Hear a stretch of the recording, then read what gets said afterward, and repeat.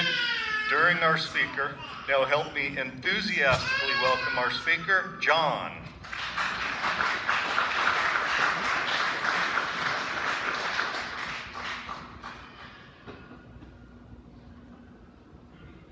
My name is John Cordero, and I'm an alcoholic.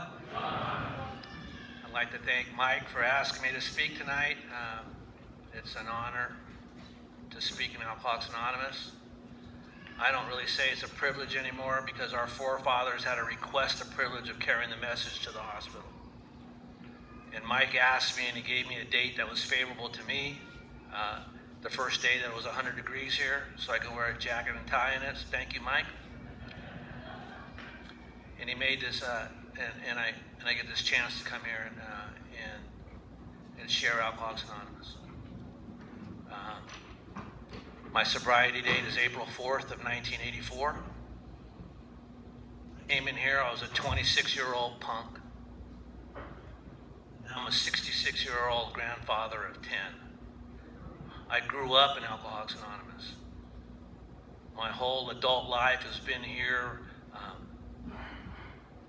following spiritual principles and living a spiritual life.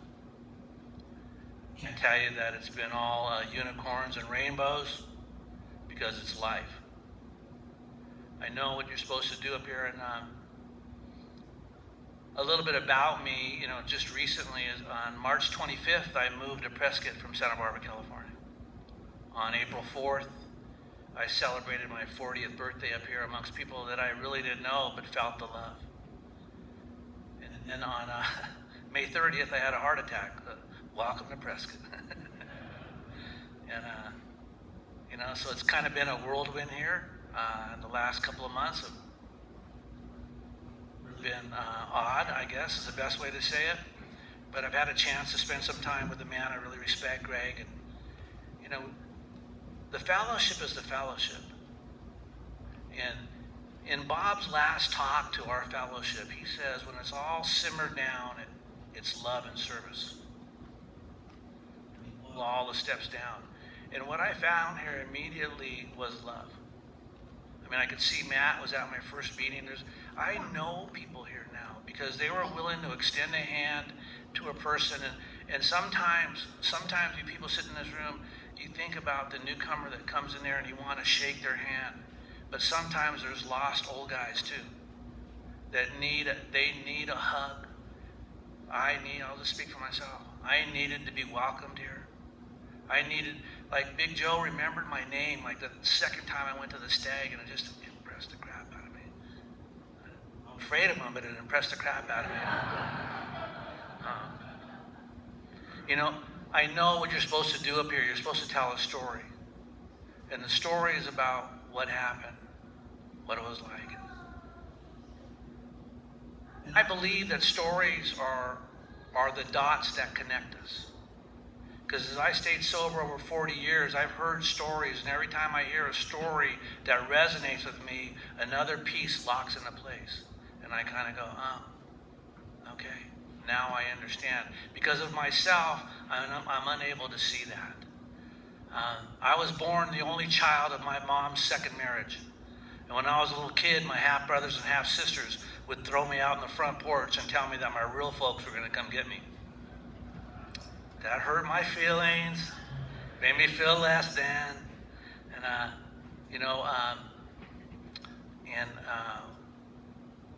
was really a sensitive little boy.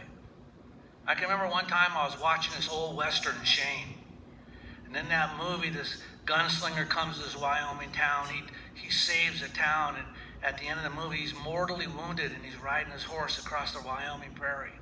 And the little boy loves Shane. And he's had some harsh words with him, but he starts running after him, screaming his name.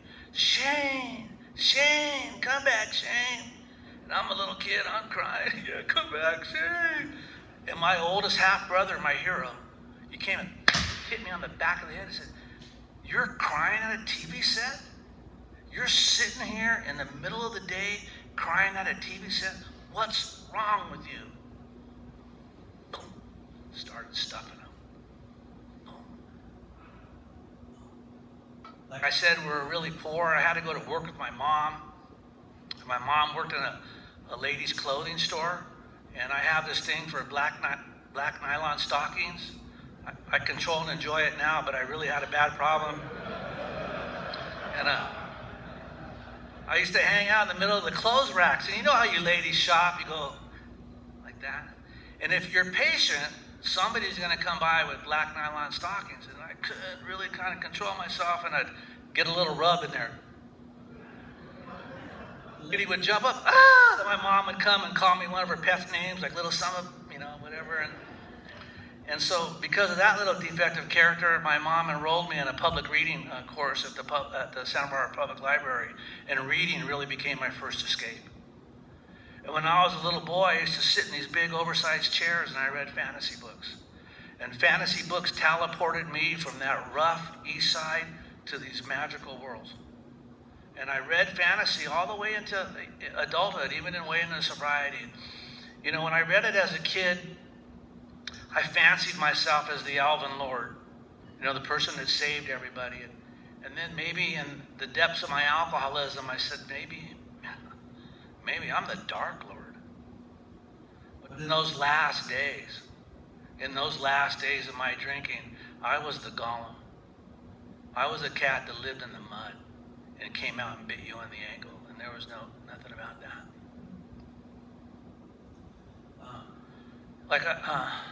Like I said, we were kind of dirt poor, and we ate beans and tortillas all week, and beans, rice, and tortillas. And if my mom happened to get an extra 65 cents, one of us would try.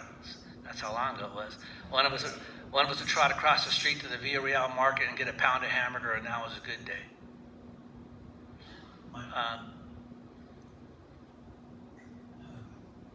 My mom grew this Victory Garden, they called them back then, and they were popular in World War II to get vegetables, for fresh vegetables, because all the fresh vegetables were feeding the troops in Europe and in the African theater. And so my mom had this fresh vegetables for us, and I hated her for that. So I'm just going to let you know how I think. My mom's going to work, she's tending this garden so we could have fresh vegetables, and I can remember a little kid screaming her down, "Why can't we have canned vegetables like everybody else?" Now, I shop for organic produce, and it's very expensive, and I really appreciate all that work my mom did. But I had this sense of entitlement when I was a kid, and I don't know where it came from. I just had it. And I can remember I'm growing up in this depressed area, and my mom put my peanut butter and jam sandwich on wax paper and sent me to school. And I was humiliated because Glad baggies had just came out. Not the kind that you zip, but you remember the kind you used to have to flip? And I'm thinking to myself, how can she send me to school? How can she disgrace me this way? I'm sick or something. Anyway, but, I told you, there were people that were bringing their sandwiches wrapped in newspaper. I had it better than some. And yet this thing inside of me. And I don't know when I took my first drink. I told you the area I grew up in, and, they would have barbecues that would start on Friday night when all the men would get together and marinate the meat. Friday, a big old fight would happen. Somebody would go to jail. Then everybody would go to church and barbecue on Sunday. It was just like, I don't know. I can tell you when something significant happened to me, and something significant happened to me when I was in 7th grade. In 7th grade, I'm drinking as much as a 7th grader can drink, and I'm smoking headache weed. For those of you who don't know what that is, that's when you jump into somebody's backyard. They have an immature plant. You throw it in the bottom of your oven, it gets dry, and get a headache. And I was doing that with my little crew, and my oldest brother, I think the one who bopped me on the head, I think he was making an amends to me, and he gave me a 4-finger bag of Red Bud Colombian. And I rolled that up, and I took it to 7th grade, and everybody wanted what I had, and they were willing to go to any length to get it. And that was a little side profession I had all the way until I got AA, and I'll tell you why I had that. Because this insecure feeling I had within myself. I thought of myself so little that if I wasn't holding, you wouldn't be my friend. If I wasn't the candy man, you wouldn't be inviting me somewhere. My best friend from that time got sober some 7 years after that, and he heard me say that. And he said, "Hey, Johnny boy, you were the ringleader." So I want to offer to you is the illness of alcoholism is the illness of perception. I couldn't see the life as it was going on for real because I always looked at it through the veil of my own alcoholism. I always looked at my life through alcoholic eyes. Therefore, it was always exaggerated and distorted. The next significant thing that happened to me when I was in 11th grade. And when I was in 11th grade, my mom got really sick. She had to have an emergency hysterectomy, and she had a mental breakdown, a nervous breakdown. And my mom, we were raised really poor, but my mom refused to get help. Her thing was, we might be poor, but we're not dirty. And she used to buy me a 3-pack of white t-shirts from JCPenney, and this isn't a lie. On Wednesday night, she would wash them on a board so I'd have clean clothes to go to school. And she didn't accept help from anybody. She was this proud woman. And she went in this hospital, and they were baffled. They said, "Carmen, there's help for people like you. You don't need to do this," because my mom was married to 3 deadbeat dads. There's help for you. And in a moment of her weakness, she ratted me out. My youngest, he doesn't come home at night. He brings people over that I'm afraid of. He's verbally and physically abusive to me.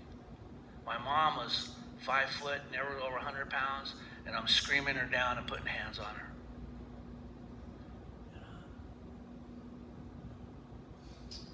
So they wanted to bestow benefits on my mom, but they said they wanted to talk to me first. And I didn't want to talk to them. But my 2 older half-brothers beat the crap out of me and delivered me to my, this is a key word, first therapist. She was cute. Probably an intern, right? She's had a ruffled blouse on. And do you know when somebody doesn't talk to you like in the language of the heart and you know they're lame? Like the minute they say something, big one, And she asked me this question. She said, "How do you feel when you drink and smoke a marijuana cigarette?" I said, "Oh my God, what a lame," And so at that particular time, I had a couple of things I would do. If I thought I could take you, not you, Joe, but if I thought I could take you, I would go after you, or I would assault you verbally, and that's what I went after her. I said, "Have you ever maintained a 3.86 grade point average in college prep courses?" I didn't think so. I said, "Why don't you tell my mom to get off my back? Why don't you get off my back? This is just a phase I'm going through. You can't even imagine what I'm going to grow up to be." The Wednesday night speaker at the Rarely group in Prescott, Arizona. And she bought it. She bought it. She went and told my mom, "Well, he is excelling at school." And I'll tell you that story because that lady didn't have a chance. Because there's this thing in Alcoholics Anonymous that's universal, and that is one alcoholic talking to another. Early on, and there's a solution. It says, until such an understanding is made, little or nothing can be done for him. And when that lady told me that stuff, it was boom. Nothing happened. The other thing that was to happen out of that was I had to go work up in the Los Padres National Forest. And it was like a hand fitting into a glove. I loved everything about it. I liked the hot weather. I liked the hard work. And as a result of that summer in there, when I graduated high school in 1975, they hired me to fight wildland fires on a hotshot crew. And when you're on a hotshot crew, what they do is they put about 35 pounds of gear on you. They send you in conditions. You guys know about all this stuff. They send you in conditions like that, and they tell you to go after it. I'm 18 years old, and all through my life, there's been something going terribly wrong inside of me. Anytime there's disappointment, anytime there's rejection, anytime something doesn't go Johnny Boy's way, I just get tighter and tighter and tighter, and you could have bounced a quarter off any part of my body. I was on edge. And they gave me this hand tool and they told me to go after it, and then it exploded. Just control rage. You son, just used to pound the dirt. And when you're an idiot like that, the Forest Service loves you. They think you're a hard worker. They have no idea you're a crazed alcoholic with, millions of resentments. They do not. And, but alcohol was catching up to me much faster than I was catching up to Smokey the Bear, and I was having problems with control. I'd be up there was this little country western bar called Cold Springs Tavern. I know Greg rode his bike there. And I'd be in my Forest Service greens. I'd have a little skull between my cheek and gum. You went there too, Dale. And I'd have a long neck bud in my hand. And I'd saunter over to the jukebox. I'd throw a couple of quarters in. And I'd start singing cowboy songs. I'm going to looking back Texas, Waylon, Willie, and the boys. The successful life we're living. And I started looking at that long neck bud, and I go, oh, no. Oh, no. Oh, no. And my car had automatic pilot. It would make it down San Marcos Pass. That'd be like going down the 89. And I'd go into town, and it was right when the disco craze was starting. This is embarrassing. And I had this simulated silk shirt.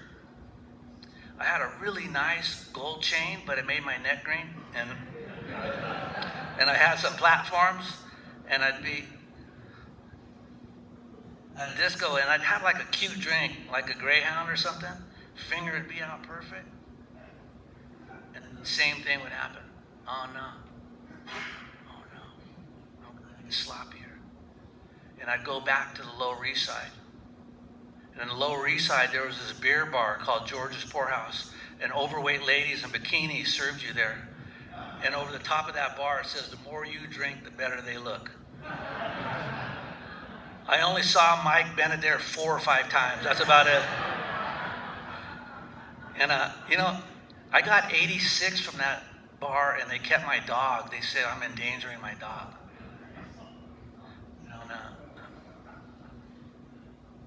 I got my high school sweetheart pregnant, and I made her pay for 5 years.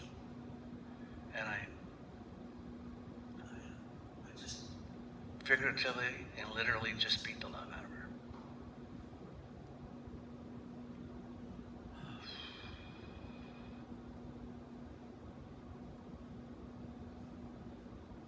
I remember one time, and I had come to at that particular time of day that is gray. And you don't know if it's gray in the morning or it's gray in the evening. And I began the pat down. Trying to get a sense, trying to put together fragments of time. And my heart would be thumping in my head. Boom, boom, boom, boom, boom, boom. And I'd have that feeling in my jaw. I'd look around, as the book said, for the bottle I misplaced the night before. And in one of those states right there, my ex-wife, Anna, came and asked me, what's wrong with you? She loved me. She was baffled by alcoholism. She was just beating on me. What's wrong with you, John? What's wrong with you? And by then, I'm more animal than I am man. And you never corner an animal, especially a wild one. And I leapt off the bed, and I grabbed her, and I said, don't you ever ask me what's wrong with me again, I'll kill you. And it wasn't an idle threat. She asked me to leave, and I didn't want to leave because we rented a 3-bedroom, 2-bath house from her mother for nothing a month. And that's good rent when you're drinking the way I am.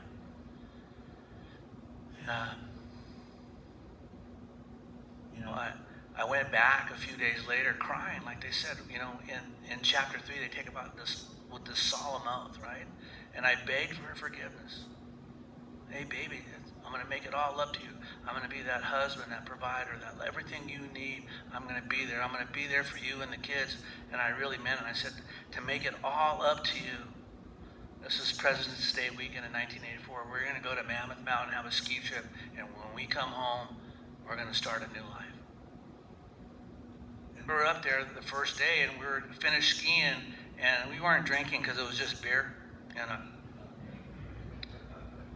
right? Am I wrong there? And then, and she said, "This is really nice, John, but when we get home, you're still going to have to leave."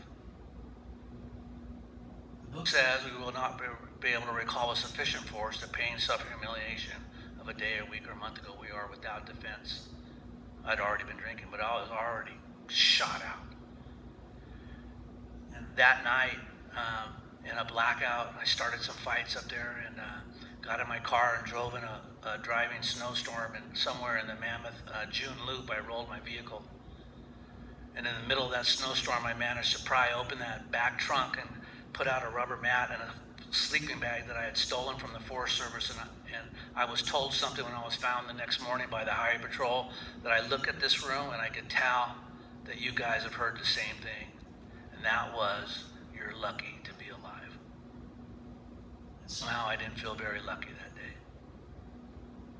What happened is they rolled that car over. Now it would look like a lowrider. It looked like a short, you know. And I went back to town to get those people, and I got the look. You know the look when people's lips get really thin and they don't really say anything to you, they just let out gasps of air.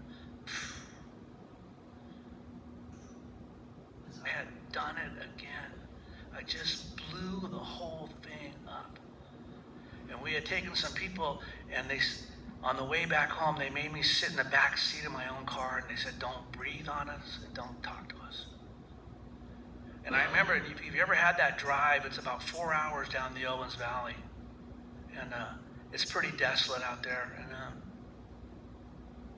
I can remember all I really wanted to do was get out of that car. My skin was on fire. I just wanted to run out of that car and explode out there like a Warner Brothers cartoon, like the Roadrunner. Boom! And I never knew what that was. But the authors of the big book do. They call it pitiful and incomprehensible demoralization.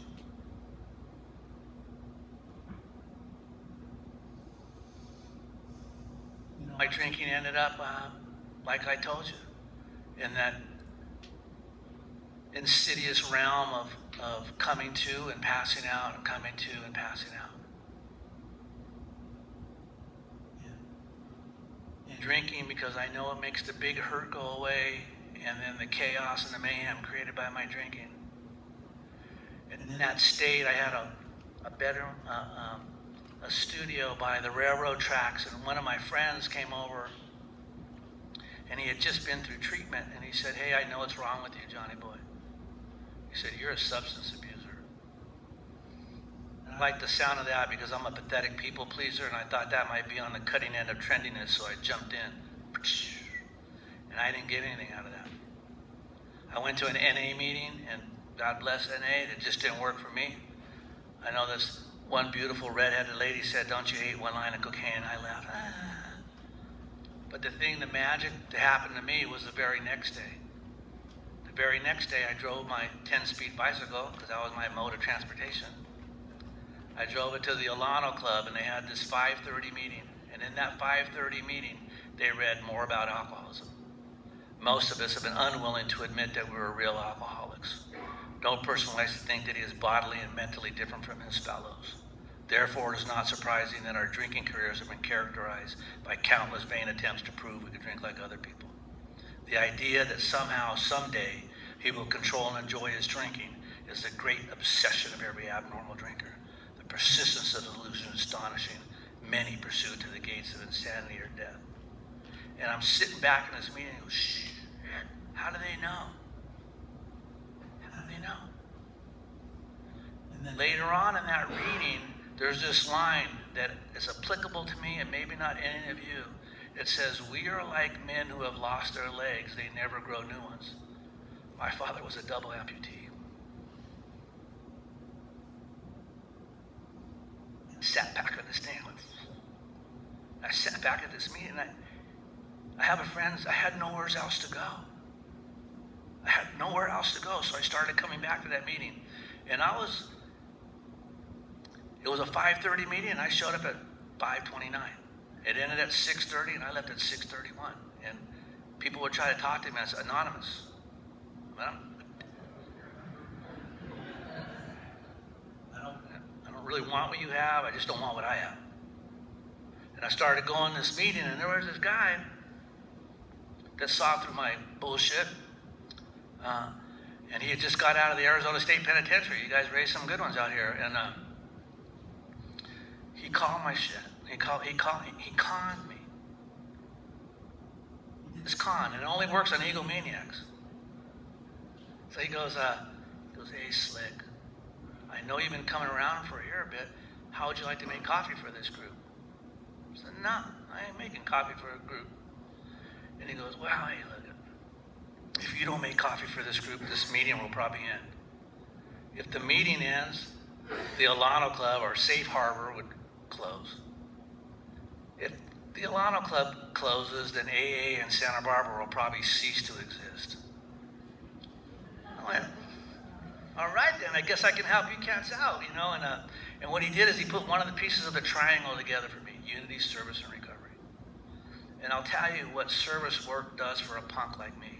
It made me feel this much more comfortable. That's all it did. When I got there early and I made the coffee and I set out the chairs, and you could put, we smoked then. It was really weird. They had like the smoking section.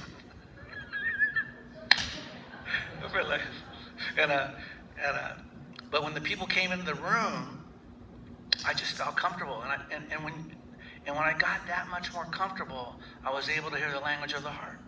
I was able to hear Alcoholics Anonymous. And, you know, my first sponsor was just this guy about as big as Joe. He's a professional athlete, played baseball. And my motives in picking him were totally wrong. He was the most handsome, athletic guy in Santa Barbara, and I chose him as my sponsor just so the girls that he didn't want, that I might have a chance in getting. And it turned out to be a fatal mistake because he was no joke. And, you know, Joe taught me a lot about Alcoholics Anonymous. He taught me a lot about the book, but he also taught me a lot about etiquette. And sometimes we don't talk about etiquette at meetings. And, you know, what happened is like, I used to drink what would probably be equivalent to 2 venti coffees, and then I would sit right in the middle of the row, and then at least 2 or 3 times during the meeting, I'm getting up to go pee-pee. And excuse me, pardon me, excuse me, pardon me, excuse me, pardon me. About the second meeting I'm doing that at, Joe put his big old paw on me and he said, sit them down. And he asked me this question. He says, John, have you ever realized how many people you're interrupting during this meeting? And I answered him honestly, I go, no. And of course you have it, you selfish, you know how they go on in that way. And what he did is he kind of taught me some stuff. He said, you show up to a meeting early. You help put away the chairs. You thank the speaker. Just things that we don't talk about that are just common decency, I think.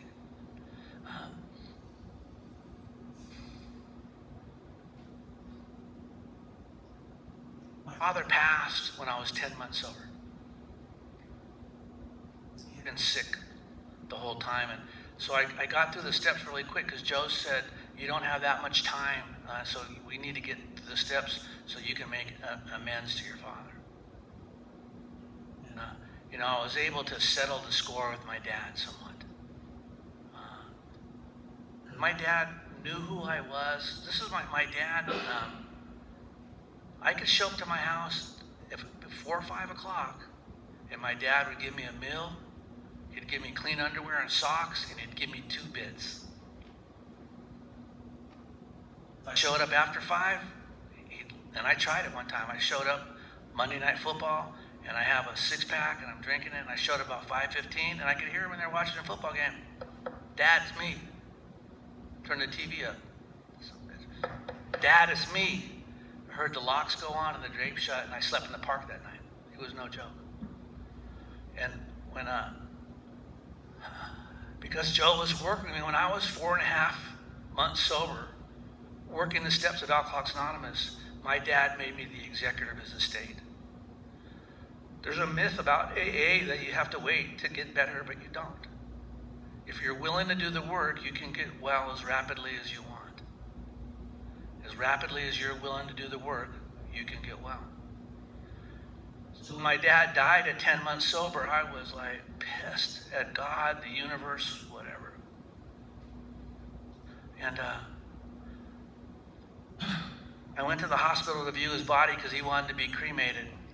And I went in and sat with my dad's body, and then I walked out to the front of the hospital, and I sat there, and it was early in the morning, and I wanted a drink. I said, I know it makes the big hurt go away. I know it makes the big hurt go away. And then there was this thing, the story somebody always says. In Santa Barbara, says, you never have to drink again if you didn't want to. And I heard that silly man's voice in my head. And I realized at that particular time that it was a God shot. That if this was as much pain as life was ever going to give me, that it wasn't going to be necessary for me to drink again. I did it off to the fourth dimension.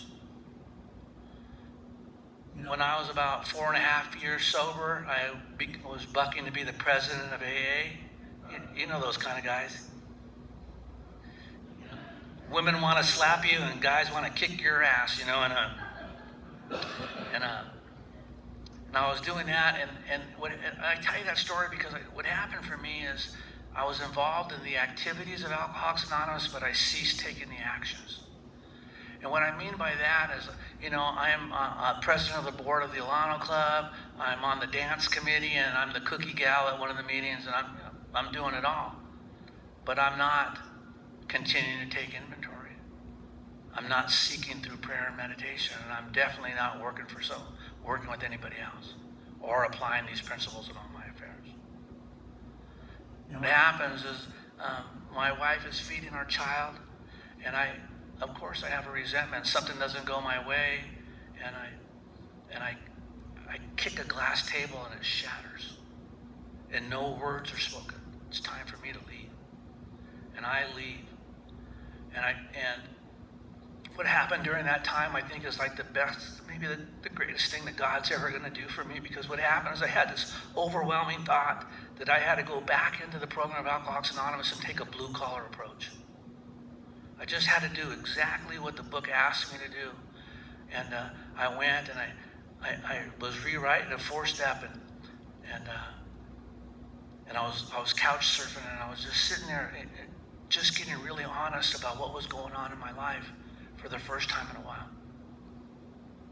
But I was still drove by jealousy. My wife was very attractive, and I knew that when I was out of the house, Sancho was going over there. And so we used to live below this hill, like this, like looking down. And so I would go to my meeting, and meetings Greg and I were talking about that ended at 10. And I would go over there at 10 o'clock, and I used to smoke heaters at that time. It was winter in Santa Barbara. Don't laugh at me. It was cold for us. And I'm sitting there on top of this hill watching my front door, making sure Sancho ain't coming or going, freezing my ass off. About 3:30, 4 o'clock in the morning, when I'm sure everything's okay, I'd go back to where I was staying at. And about 4 or 5 nights of that stuff, I became entirely ready to have God remove all Liz's defects of character. And I'll tell you that little story because that was a process that I got rid of that DV. And DV was prominent in my life up until that point. So 35 and a half years, domestic violence has not been a part of my repertoire. The program of Alcoholics Anonymous works. It works really well. Maybe after that time, I wasn't phony as a $3 bill anymore, and I started attracting people to sponsor an AA. And there's a reason why there's a whole chapter called Working with Others. I mean, just the first paragraph. And nothing so much assures immunity from drinking as intensive work with other alcoholics. It works when all other methods fail.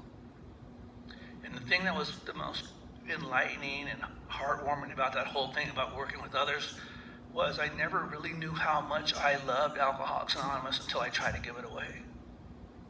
I never really knew how much Alcoholics Anonymous meant to me, but when I looked in the eyes and deep into the soul of my brothers who were trying to get what I had, I just didn't know.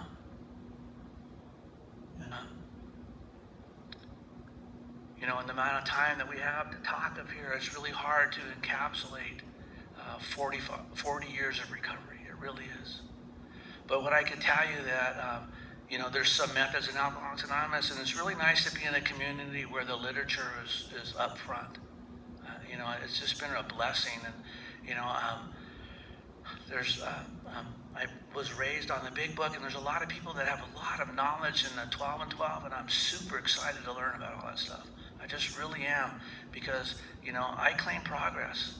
I just want to get better, you know, because I have an old, he actually called me this, his old Vato friend of mine, and he's sober, and he said, hey, S.A., you can't coast uphill. You know what I mean? And I can't. I have to progress. I have to keep applying these principles in my life and enlarging my spiritual life. I just do. And it's not like it's a labor. It's a love. I want to do it. I really enjoy doing it. I landed on my feet here. You're my people now. You know, and it was a scary proposition for me coming, even being a 66-year-old man with 40 years. It was terrifying. It was terrifying to come here. But I landed on my feet. Because of good, solid AA. You know, what you have here in Prescott and Prescott Valley is good, solid AA, good people. And I'm blessed. And, you know, I believe I'm going to end with these two stories. It might end a little early, but you guys don't care, right? Huh? And these two stories will encapsulate my life. So I did tell you about this. My second daughter was born at home with the midwife during the depths of my alcoholism. And when that child was born, the midwife said, there's no party here, you have to be present here. And I resented and rejected that child.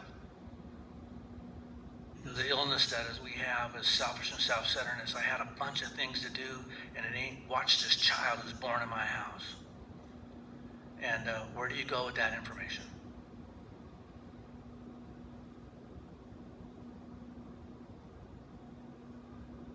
And that thing I felt for Regina those last 3 years of her drinking is, I lived with that. My sponsor likes to say he doesn't wish his last 3 years of drinking on anybody, and because of that incident with my daughter, I don't wish the last 3 years of my drinking on anybody.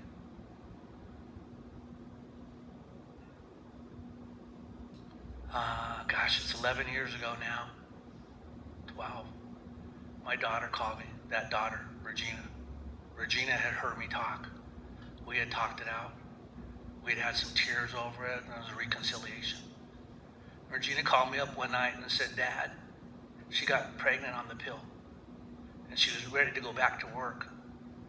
And she goes, Dad, I don't want this child. And there's nobody else that I could talk to but you about it. I thought my story might help a man in AA or some young cat who was in here, or even a woman. I had no idea it was going to be my own child. And we talked deep into that night, and she ended up having Alyssa. Alyssa's a wonderful child.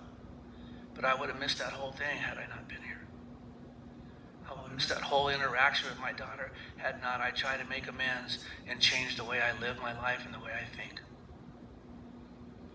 The story I'd like to tell you about is my mom. This lady who I physically and verbally abused, and I didn't even call her mom growing up. I called her Carmen. And I used to bite off the end of that last consonant just so she knew I didn't like her. What do you want now, Carmen? And my mom was in town. This was like about 5 years ago. She's passed. And she came up because my sister was battling. I had just gotten out of the hospital with cancer.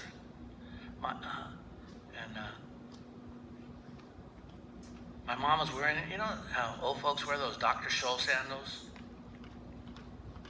And her toenails were hanging over the end like the raptors in Jurassic Park. She's about, I'm horrified. And I go, I'm thinking to my sister, Lori, you're so selfish. Go get mom a pedicure, you know? But my mom likes staying at my house now because all my brothers and sisters, they want to put her on some diet. I mean, she was 90 95 at the time, 94 at the time. Well, you got to eat right. But my mom wanted toast. Well, she wanted some bread with her jelly, really, is what she wanted. And she wanted toast with jelly, and then for dinner she wanted Rocky Road ice cream. Just 3 scoops, honey. And then she'd be like licking the bowl, you know, and I'd let her have it. So she liked to stay with me. And go pick her up from my sister's. Her toenails are hanging out. My wife has to go someplace that night. And I remember a story, and you guys are going to hear him in a couple of weeks, Larry Thomas. And Larry Thomas, when in his story, he talked about rubbing his mom's feet. And I remember this. And I go, Mom, how would you like me to cut your toenails for you? And she lit up like a Christmas tree. She says, oh, John, would you? I'm horrified. I hate old people's feet. And I go to the bathroom and I get the big clippers, you know, the big ones. And I'm snapping these things off. And they're flying around like shrapnel. I had like this little dachshund and this cat. They're all,